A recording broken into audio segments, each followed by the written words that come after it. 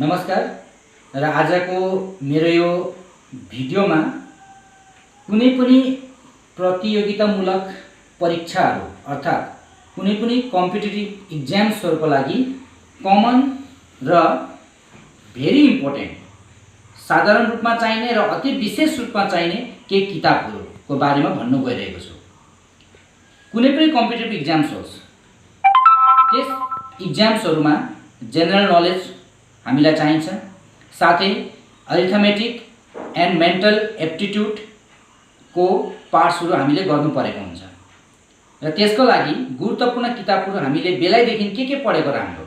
विशेष गरी क्लास 11 12 वा डिग्रीमा पढ्दै गरेका भाइ बहिनीहरु वा साथीहरुले यो किताबहरुलाई समयदेखि नै पढ्नु थालेको छ भने पछाडी गएर कुनै पनि परीक्षा दिनको लागि एकदमै सजिलो हुन्छ।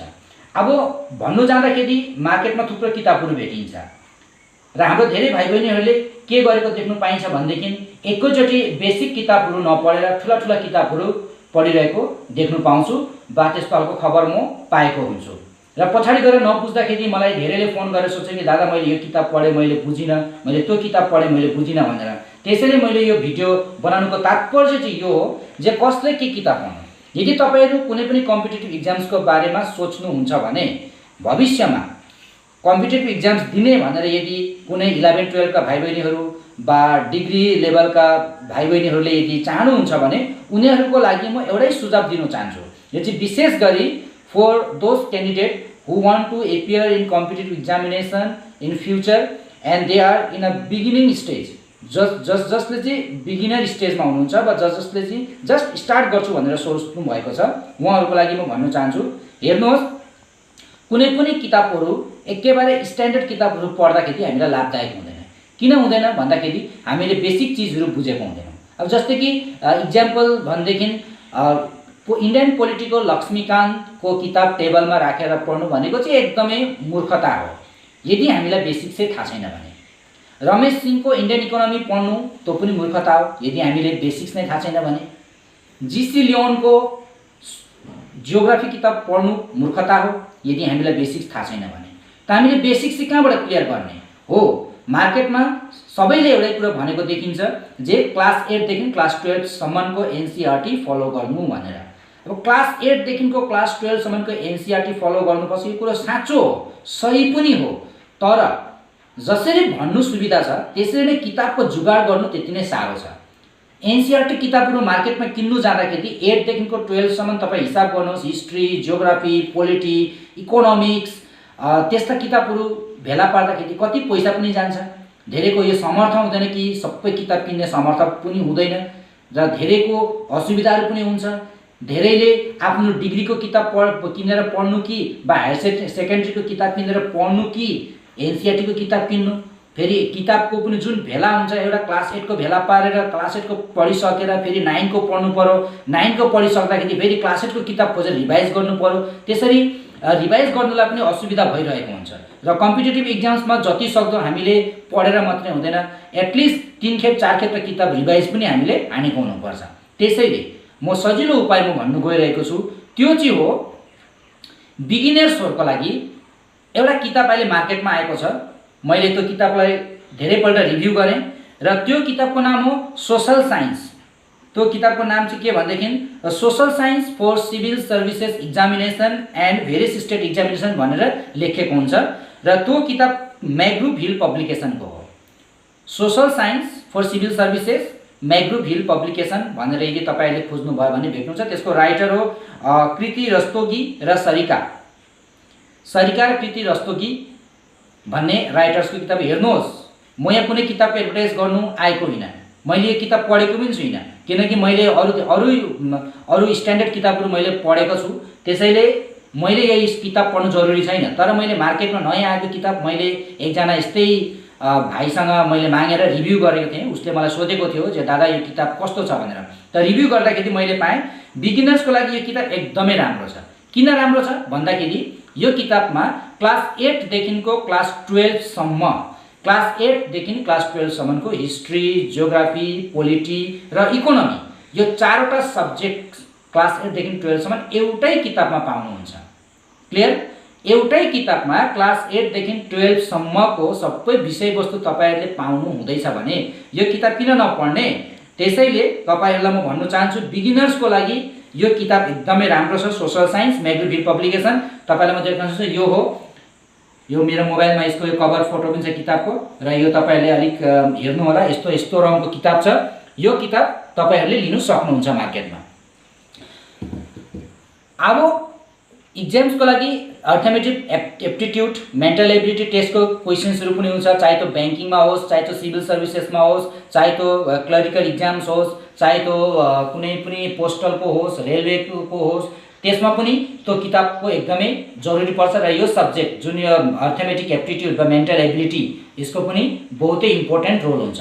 र यसको लागि म एउटै भन्छु, वान एन्ड ओन्ली यसको किताब हो मेन्टल एप्टिट्युड किताब। एउटा किताब पाइन्छ मेन्टल एप्टिट्युड भनेर नै पाइन्छ।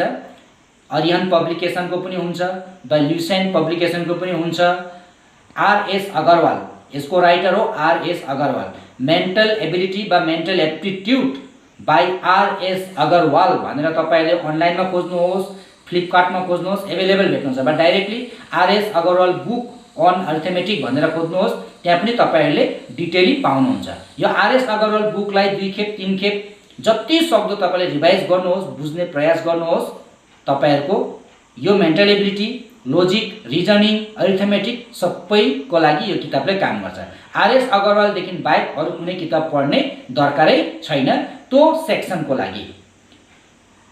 मैले फेरि भनेको थिएँ अलिकति अगाडि चाहिँ सोशल साइन्सको त सबै भेट्नुहुन्छ क्लास 8 6 देखिको 12 सम्म त्यो social science McGraw Hill publication. अझै तपाईलाई सर्टकट चाहिन्छ जस्तै कि अब यो भयो त्यो सोशल साइन्सको किताब चाहिँ क्लास विशेष गरी जुन भाइ बहिनीहरु क्लास 11 12 मा हुनुहुन्छ वा डिग्रीमा हुनुहुन्छ उनीहरुको लागि चाहिँ इम्पोर्टेन्ट हो वा राम्रो पनि हो, किनकि त्यसले सिलेबसको पनि कुरोहरु त्यसले भेट्दछ। जस्तै कि 9 मा पढ्ने वा 10 मा पढ्ने वा 11 मा पढ्ने 12 मा पढ्ने भाइ बहिनीहरुको लागि आफ्नो सिलेबस पनि रिभाइज हुँदै जान्छ। अब जुन साथीभाइले डिग्री सकेको छन्, डिग्री सकेको साथीभाइहरुले त अब उनीहरुसँग उमेर पनि हुँदैन, कम्पिटिटिभ इक्जाम्स पनि छेउछेउमा आएको हुन्छ, त उनीहरुले के गर्ने? त उनीहरुको लागि स्टार्टिङमा तपाईहरुले सोशल साइन्स पनि पढ्न सक्नुहुन्छ, त्यो जुन मैले भने म्याग्रो हिल पब्लिकेसनको, साथै लुसेन्ट वा अरिहन्तको जस्तै कि हायर सेकेन्डरी टेट आउँदैछ वा हाई स्कुल टेटहरु आउला, त्यसको लागि कुन किताब त पढ्नु त? जीएस पोर्सन कभर गर्नको लागि। जीएस पोर्सन कभर गर्नको लागि लुसेन्ट वा अरिहन्तको जेनरल नलेज किताब पढ्न सक्नुहुन्छ।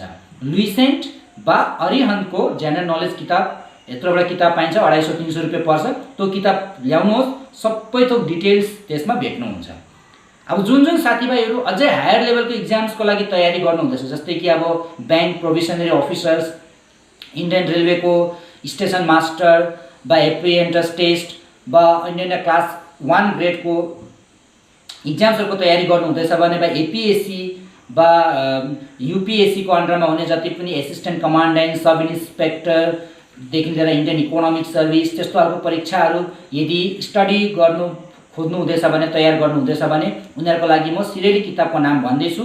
र त्यो किताब सुरु जो बेसिक्स त छँदैछ, अरिहन्त लुसेन्ट जेनरल नलेज वा social science McGraw hill पब्लिकेसनको basics त छँदैछ, साथै एपीएससी यूपीएससी वा रेलवे बैंक पीओसहरुको लागि अझै कतिपय थप किताब पढ्न जरुरी छ। र त्यो थप किताबहरुको नाम म भन्दै जान्छु, नोट गर्नु होला। Indian polity by Laxmikanth, Indian polity by Laxmikanth, very important book for Indian polity part, Indian polity by Laxmikanth. Indian economy by Ramesh Singh, Indian economy by Ramesh Singh एकदमै राम्रो किताब हो। इकोनोमी सबै कभर गरेको हुन्छ यो किताबले। आसाम इयर बुक किन्नु बहुतै जरुरी छ, जसले एपीएससी वा आसाममा को अन्डरमा हुने जति पनि इक्जाम्स छ त्यस इक्जाम्सलाई आसाम इयर बुकले कभर गर्छ। आसामको history, polity, geography, industry, culture, art, personality देखि लिएर सबै थोक कभर गर्ने किताब हो Assam year book. Assam year book पढेको छ भने आसाममा हुने कुनै पनि इक्जाम्सको लागि कुनै टेन्सनै छैन, विश्वास गर्नुहोस्, एकदमै राम्रो किताब। यो किताब लिएर पढ्नुहोस् आसाम इयर बुक आसामको इक्जाम्सको लागि। त्यसपछि जियोग्राफीको लागि जीसी लियोन पढ्नुहोस्। यो मैले भन्दै गरेको किताबहरु चाहिँ हायर इक्जाम्सको लागि है, जस्तै यूपीएससी को अन्डरमा हुने विभिन्न departmental exam, civil services exam, APSC को अन्डरमा हुने विभिन्न डिपार्टमेन्टल इक्जाम, एसीएस इक्जाम्सहरूको लागि मैले भनेको र रेलवे पोस्टलहरूको अफिसर क्लासको इक्जाम ब्याङ्किङको अफिसर क्लासको इक्जाम्सहरूको लागि चाहिने किताब भनेको के भने मैले Indian polity by Laxmikant, Indian economy by Ramesh Singh, Assam yearbook, त्यहाँबाट अनि जीसी लियोनको इन्डियन जियोग्राफी, यो किताब राम्रो छ। त्यहाँबाट अर्को आउँछ art and culture by Nitin Singhania, art and culture by Nitin Singhania. त्यहाँबाट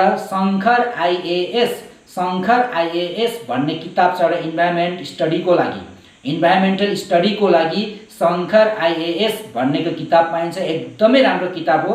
यो किताबहरू पढ्नुहोस्, बेसिक्स पुरा क्लियर हुन्छ। त्यसपछि नलेजलाई प्रोसेस गर्नुहोस्। नलेज प्रोसेसिङ हुनु जरुरी छ। कम्पिटिटिभ इक्जाम्समा मुखस्त गरेर कुनै पनि इक्जाम्स क्र्याक गर्न सकिँदैन। नलेजलाई प्रोसेस गर्नुपर्छ र नलेज प्रोसेसिङको लागि हामीले न्युजपेपरहरू पढेको हुनुपर्छ, कतिपय इम्पोर्टेन्ट साइट्सहरू फलो गरेको हुनुपर्छ र गभर्नमेन्टबाट इन्डियन गभर्नमेन्टबाट आउने एउटा साइट छ प्रेस इन्फर्मेसन ब्युरो भन्ने साइट्स फलो गर्नु होला बीचबीचमा। साथै इन्डियन इकोनोमिक सर्वे भनेर निक्लिन्छ हरेक साल, इकोनोमिक सर्वे त्यो रिपोर्ट पढ्न सक्नुहुन्छ, हरेक साल आउने। फरेस्ट रिपोर्ट आउँछ, फरेस्ट सर्वेको रिपोर्टहरू आउँछ। त्यसरी बजेट पास हुन्छ, बजेटलाई फलो गर्नुहोस्। त्यसरी नै अब सेन्सस हुनेवाला छ, सेन्सस फलो गर्नुहोस्। र ओन्ली आइएएस भनेर युट्युब च्यानल छ, ओन्ली आइएएस बा प्रशान्त धावानको पनि एउटा साइट छ, भिजन आइएएस छ। यस्ता युट्युब च्यानलहरू फलो गर्नुहोस्। ललन टपको न्युज फलो गर्नुहोस्, बहुतै राम्रो न्युज दिन्छ। र जिमेलमा आइएएस बाबा भन्ने एउटा छ, आइएएस बाबा भन्ने एउटा साइट छ, फ्री सब्सक्राइब गर्नुहोस्। डेली त्यहाँनिर अपडेट आइरहन्छ। एकदमै राम्रो नलेजेबल कुराहरू त्यहाँनिर आइरहेको हुन्छ, पढ्नुहोस् र अफिसर बन्नुको लागि आफ्नो एबिलिटीलाई अझै अघि बढाएर लानुहोस्। र यी किताबहरू मैले जुन भने यी किताबहरूलाई तपाईहरुले राम्रोसँगले फलो गर्नु भने बेसिक्स क्लियर हुन्छ। र एउटा कुरो याद राख्नुहोस्, हरेक किताबहरू पढ्दाखेरि राम्रोसँगले डिटेली पढ्नुहोस्। डिटेली पढिसके पछाडि तपाईहरुले त्यसलाई 3 खेप 4 खेप रिभाइज गर्नुपर्छ र त्यो नलेजलाई डे टु डे ह्यापनिङसँग रिलेट गर्न सक्नुपर्छ। जस्तै कि कतै तपाईले नेशनल सिक्युरिटी एक्ट पढ्नु भयो भने नेशनल सिक्युरिटी एक्टलाई कोरोना भाइरस सँग रिलेट गरेर कोरोना भाइरसको टाइममा भएको लकडाउनमा जुन हाम्रो आसामको एमएलए लाई एरेस्ट गरिएको थियो त्यहाँसँग के सम्बन्ध छ। इन्डियन पोलिटी पढ्नुहुन्छ भने जतिखेर एउटा पोइन्टमा पुग्नुहुन्छ जे no MPs and MLAs can be arrested when they are elected as MLAs and MPs for a particular year or a particular period of the government formation। त्यस्तो खालको उल्लेख जतिखेर पढ्नुहुन्छ त्यति रिलेट गर्नुहोस्, किन एमएलए लाई एरेस्ट गर्यो, इम्युनिटी किन भेटिएन, त्यसरी डे टु डे ह्यापनिङसँग रिलेट गर्दै नलेजलाई प्रोसेस गर्नु जरुरी छ। र तपाईहरुलाई अझै पनि थप जानकारी चाहिन्छ भने म कन्ट्याक्ट नम्बर भन्दैछु बा मलाई युट्युबमा तपाईहरुले कमेन्ट दिएर अझै डिटेल्समा बुझ्न चाहनुहुन्छ भने कमेन्ट दिनुहोस्। मेरो व्हाट्सएप नम्बर म शेयर गर्दैछु 8876121971 8876121971।